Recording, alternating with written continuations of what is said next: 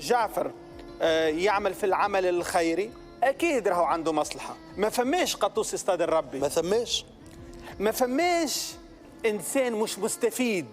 يا سيدي نعلمك حاجه، ثم امثله شعبيه في تونس يلزمها تتغير، منهم ما ثماش قطوس يصطاد الربي، ثم قطوس يصطاد الربي. ما اسموش جعفر القاسمي. مانيش انا مانيش قطوس، جربوعه انا اخوي. لا مانيش قطوس، خنفسر لك.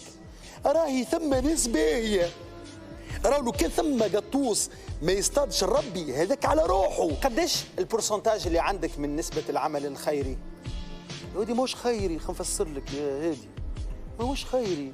خيري ماد وجهي في التلفزه، قناعاتي اللي نقولها. حب الشهره، نحب الشهرة مثلا، سميه مثلا نحب الشهرة، أما ماهوش خيري. أنا عندي قناعة، أنا راني قريت القرآن وقعدت مع ناس يفهموا في الدين ومتضلعين. الخير ما يتوراش، أنا راه واجب، أنا نحاول نغير، أنا نحاول نغير من روحي، خاطر اللي نعمل فيه يفرحني أنا وينشطني أنا ويصغرني أنا ويزهيني أنا وينعوشني أنا، مش نعمل فيه للناس.